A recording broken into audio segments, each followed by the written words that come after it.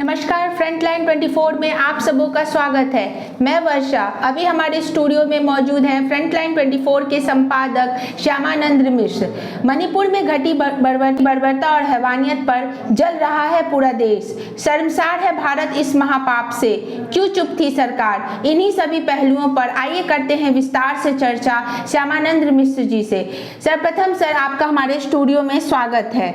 बहुत धन्यवाद। मणिपुर की घटना से शर्मसार है पूरा देश, क्या है मामला? देखिए वर्षा, आप भी एक लड़की हैं और जिस तरह की घटना मणिपुर में घटी है, मणिपुर भी देश का एक अभिन्न अंग है, एक राज्य है। जिस तरह की घटना वहाँ घटी है, इसकी जितनी निंदा की जाए वो कम है।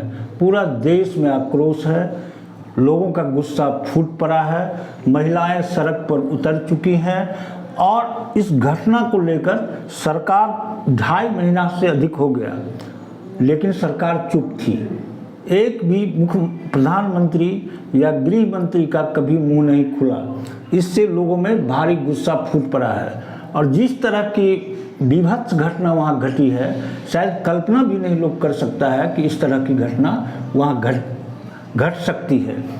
और इस घटना घटी 4 मई को, लेकिन 2 दिन पहले इसकी जानकारी सरकार को या देश को मिलती है, जिससे उस वीडियो को देखकर लोग हतप्रभ हो गए, लोग आश्चर्यचकित हो गए कि मणिपुर में इतने दिनों से कम 160 लोगों की जान चली गई है। वहाँ सड़क पर हजारों लोग उतरे हुए हैं, लाखों लोग शरणार्थी बने हुए हैं, कैंप लगा कर हैं, जंगल में रह रहे हैं, घर छोड़ कर भाग चुके हैं, फिर भी सरकार चुप थी। इन सब बातों को लेकर लोगों में गुस्सा फूट पड़ा था। बहुत दिनों से चर्चा चल रही थी, लेकिन जब से ये वीडियो आया तब से लोगों का गुस्सा फूट पड़ा है। सर्वोच्च न्यायालय को भी दखल देना पड़ा है। जितने देश के राजनीतिक दल हैं, सामाजिक संगठन हैं, विभिन्न तबके के लोग हैं, सामान्य लोग हैं, उनमें भी काफी गुस्सा देखा जा रहा है। सर्वोच्च न्यायालय का एक कथन ये भी है कि सरकार यदि कोई कार्यवाही नहीं करेगी तो हम चुप नहीं बैठेंगे। बिल्कुल, सर्वोच्च न्यायालय ने दखल दिया कि केंद्र सरकार अगर इस पर चुप्पी साथ बैठेगी तो हम चुप नहीं रहेंगे, हम कार्रवाई करेंगे। लेकिन कल प्रधानमंत्री इस पर 36 सेकंड का बयान दिया और उन्होंने कहा कि जो इस तरह की घटना करने वाले हैं, अभियुक्त या इस घटना को अंजाम देने वाले हैं, उन पर सख्त कार्रवाई की जाएगी, फांसी की सजा तक की बात भी उन्होंने कही है। लेकिन इससे पहले उन्होंने एक बार भी वहाँ की चिंता नहीं की, किसी भी तरह का सार्वजनिक बयान नहीं दिया, जिससे लोगों का गुस्सा फूट पड़ा है। अब दूसरा सवाल आपका है कि क्या है वहाँ मामला। जी देखिए, वहाँ का मामला ये है कि वहाँ 2 समुदाय के लोग रहते हैं। एक है मेहती समाज और दूसरा है कुकी समाज। मेहती समाज जो है वो आंदोलन पर है, पिछले 2.5 महीनों से वो आंदोलन कर रहे हैं। क्यों? कि कुकी समाज जो हैं, जो पहाड़ पर रहते हैं, मणिपुर के पहाड़ी इलाके में रहते हैं और वो अनुसूचित जनजाति के हैं, उनको बहुत सारा अधिकार मिला हुआ है। इस तरह का अधिकार कि जहां वो रह रहे हैं वहां मेहती समाज के लोग जाके जमीन नहीं खरीद सकते हैं, इस तरह से न बेच सकते हैं, न खरीद सकते हैं, या इस तरह के बहुत सारे अधिकार हैं जो इस समाज को नहीं है, उस समाज को है, कुकी समाज को है। इसी को लेकर के अपने अधिकार के लिए वो लोग आंदोलन पर रुके हुए हैं। अब जिस दिन की ये घटना है, 4 मई की घटना है, उस दिन एक गांव में, जहां की ये पीड़ित महिला हैं, लड़की हैं, वहाँ उस गांव में ये आंदोलनकारी घुसे। गांव का लोग घर छोड़कर भाग चुके थे जंगल में, सिर्फ वहाँ 5 लोग बचे हुए थे, जिसमें 2 पुरुष और 3 महिलाएं थीं। ये वीडियो में दिखाया गया है सिर्फ 2 महिला को, लेकिन महिलाएं 3 थी। एक ही परिवार की महिला थी, एक ही परिवार के 3 महिला थी। एक का उम्र 50 वर्ष, एक का उम्र 40 वर्ष और एक का उम्र 20 वर्ष। तो इन लोगों को पकड़ लिया गया पकड़ के उस जुलूस जो था आक्रोशपूर्ण जुलूस उसमें लाया गया और उसके साथ उन महिलाओं के साथ छेड़खानी शुरू कर दी गई, उनको निर्वस्त्र कर दिया गया। तो जो थे उसके परिवार के लोग, पिता और भाई, वो अपने परिवार की रक्षा के लिए, उन महिलाओं को बचाने के लिए अंत समय तक प्रयास करते रहे। हर संभव प्रयास उन्होंने किया, अंत में उन्हें गोली मार दी गई। तो ये पीड़िता की पिताजी भी मारे गए, उनकी हत्या हो गई, भाई की भी हत्या कर दी गई। बाद में ये 20 वर्षीय जो लड़की थी उनको निर्वस्त्र करके उनके साथ सामूहिक बलात्कार किया गया, सरेआम, ये नहीं कि छुपा के कहीं ले जाकर जी। और इस चीज़ को वहाँ की सरकार या केंद्र की सरकार को भनक नहीं लगी, कोई जानकारी नहीं मिली और ये 2 दिन पहले ये वीडियो वायरल होता है। क्या आपको ये लगता है कि इसके लिए कोई एफआईआर दर्ज नहीं की गई होगी? पुलिस ने इस मामले को दबाया है इस तरीके का? कोई देखिए, सबसे बड़ा दुर्भाग्यपूर्ण बात ये है कि वहाँ के जो मुख्यमंत्री हैं, भाजपा की वहाँ सरकार है, वहाँ के जो मुख्यमंत्री हैं, उन्होंने एक पत्रकार को जो बयान दिया है, ये आज की बात है, उन्होंने बयान दिया है कि इस तरह की घटनाएं मणिपुर में हमेशा हुआ करती है, रोज हुआ करती है, सैकड़ों हजारों एफआईआर दर्ज हुए हैं, इसको इस तरह तूल आप लोग न दें। उनके नज़र में यह घटना कोई बहुत बड़ी घटना नहीं, एक सामान्य घटना से आंक रहे हैं, सामान्य घटना की तरह ले रहे हैं। उन्होंने दलील दिया कि इंटरनेट बंद था और इंटरनेट ये जो आंदोलन आक्रोशपूर्ण जो चल रहा है, आगजनी की घटना हो रही है, लोग घर छोड़ चुके हैं, हजारों घर जला दिए गए हैं, सरकारी संपत्ति का भारी नुकसान हुआ है, तो लोग इंटरनेट को वहाँ की सरकार बंद कर दी है। तो इंटरनेट बंद रहने से कहीं की खबर यहाँ से वहाँ आदान प्रदान नहीं हो पाता है, जिससे लोगों को काफ़ी कठिनाई झेलना पड़ा है। उन्होंने जो बयान दिया है इससे और लोगों का गुस्सा उठ पड़ा है। प्रधान एक गैर जब जिम्मेदार बयान वहाँ के मुख्यमंत्री दिया है और कहा है कि इस तरह की घटनाएं हमेशा घटती रहती हैं और रोज एफआईआर दर्ज होते हैं। ये वहाँ के मुख्यमंत्री का कहना है। तो इस अमानवीय और बर्बरता के हिंसक के कारण वहाँ की सरकार ने कहा है कि ये एक सामान्य घटना है, देश की महिला के लिए ये शर्मसार घटना है, देश के आंच पर आ चुकी है, देश के सम्मान पर ये घोर आंच है, घोर कलंक है, किंतु वहाँ की सरकार इसे एक सामान्य घटना कह रही है। जो उनका बयान है उसमें लग रहा है कि इस घटना को सामान्य घटना की तरह मान रहे हैं जी। उन्होंने भी कहा है जो सख्त से सख्त कार्रवाई की जाएगी। उसके जो अभियुक्त थे, जितने थे उसमें से एक अभियुक्त की गिरफ्तारी भी हो गई है। प्रधानमंत्री ने यहाँ तक कहा कि फांसी की सजा तक दी जा सकती है, दिया जा सकता है। गृह मंत्री ने वहाँ के मुख्यमंत्री से बात करके स्थिति का जायजा लिया है। बातें हो रही हैं, लेकिन जो गंभीरता पहले दिखाना चाहिए था वो नहीं दिखाया गया। विरोधी पक्ष के नेता है राहुल गांधी जी, कांग्रेस के नेता हैं, उन्होंने दो दिवसीय मणिपुर का दौरा किया। वहाँ की दर्द को उन्होंने समझा, जाके लोगों का आंसू पोंछा। वो कैंप में गए, उन्हें भी हर जगह नहीं जाने दिया जा रहा था। बहुत मशक्कत के बाद उन पीड़ितों के पास वो गए और हालात की जिक्र उन्होंने देश में आकर किया, वहाँ से किया। लेकिन सरकार कल से पहले तक एक बार इस पर कोई प्रतिक्रिया व्यक्त नहीं की थी, जिससे लोगों का गुस्सा फूट पड़ा है। जी, तो क्यों नहीं चला मानसून सत्र के पहले ही दिन लोकसभा और राज्यसभा? अब आप समझ जाइए कि ये जो सबसे बड़ा मंदिर है लोकतंत्र का, लोकसभा और राज्यसभा, वहाँ लोगों में, वहाँ के प्रतिनिधियों में, वहाँ के सांसदों में इस तरह गुस्सा भरा था, इस तरह लोग आक्रोश में थे कि कल पहला दिन था मानसून सत्र का, न राज्यसभा में बात हो, राज्यसभा चल सका, न लोकसभा में कोई बहस हो सकी।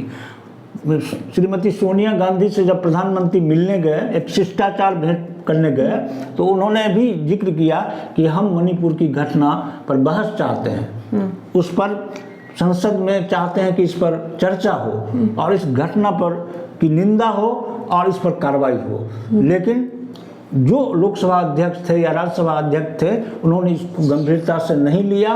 लोगों का वहाँ के जो सांसद हैं, विभिन्न दल के जो सांसद थे, उनका गुस्सा फूट पड़ा और हो हंगामा हुआ। परिणाम हुआ कि न लोकसभा चल सका न राज्यसभा चल सका। तो क्यों चुप है केंद्र की सरकार? क्या कर रहे हैं प्रधानमंत्री और मणिपुर की सरकार? देखिए, प्रधानमंत्री ने कल जो बयान दिया है उसमें भी वो राजनीति खेल गए हैं। मणिपुर को पर केंद्रित नहीं होकर के मणिपुर की घटना की निंदा तो उन्होंने की ही है, दुख प्रकट किया ही है और उन्होंने ये भी कहा कि आक्रोश से भरा हूँ मैं, लोकसभा पहुँचा हूँ लेकिन मेरे अंदर गुस्सा है, आक्रोश है, तकलीफ है। इन सब बातों का जिक्र उन्होंने किया, लेकिन कल से पूर्व पहले उन्होंने इस पर चुप्पी साध ली थी। तरह तरह के कार्यक्रम में वो शिरकत कर रहे थे, चाहे महाराष्ट्र की घटना हो, वह देश के अंदर वो घटना घट रही थी, सरकार टूट रही थी, सरकार बन रही थी, बिगड़ रही थी, तरह तरह के कार्यक्रम चल रहे थे। प्रधानमंत्री विदेश दौरा पर भी गए। अमित शाह जो है गृह मंत्री, वो लगातार विभिन्न राज्यों का दौरा कर रहे हैं, जहां चुनाव होना है उन राज्यों का लगातार दौरा कर रहे हैं, लेकिन उन्होंने इस पर कल से पूर्व कोई जिक्र नहीं किया था, कोई चर्चा नहीं की थी। परिणाम इसका ये है कि पूरा देश गुस्सा में है और सरकार के प्रति, सरकार के क्योंकि जवाबदेह सरकार है, चाहे मणिपुर की सरकार हो, चाहे भारत की केंद्र सरकार हो, भाजपा की सरकार हो, लोगों का गुस्सा, महिलाओं का गुस्सा, युवाओं का गुस्सा सब फूट पड़ा है। महिला आयोग जो है वह आज संज्ञान ली है। इससे पूर्व महिला आयोग ने भी कोई कदम आगे बढ़ के कुछ बयान नहीं दी थी। जो बाल विकास मंत्री हैं उनका भी कोई बयान नहीं आया था। महिलाओं पर इतना अत्याचार हो रहा है, इतना बर्बरतापूर्ण घटना घटी है, वहाँ विभत्स घटना है, इसकी जितनी निंदा की जाए कम है। सरेआम किसी को नंगा कर देना हजारों की भीड़ में और उसको उससे पैरेड करवाना, फिर उसके साथ सामूहिक बलात्कार करना, इससे निंदनीय घटना देश में न कभी घटी थी, न भगवान करे कि आगे इस तरह की घटना कभी घटे। उन्होंने, प्रधानमंत्री ने मणिपुर के साथ साथ राजस्थान, छत्तीसगढ़, अन्य राज्यों की चर्चा की, मुख्यमंत्रियों से अपील किया कि इस तरह की घटना नहीं घटे और सख्ती से कार्रवाई हो। मैंने जितना उनको जो कहना चाहिए, कार्रवाई करना चाहिए, वहाँ लोग कह रहे हैं कि राष्ट्रपति शासन लग जाए, वहाँ के मुख्यमंत्री से इस्तीफा लिया जाए। इस तरह से कोई ऐसा कुछ कार्रवाई वहाँ नहीं देखा जा रहा है, जिससे और ज़्यादा गुस्सा फूटा।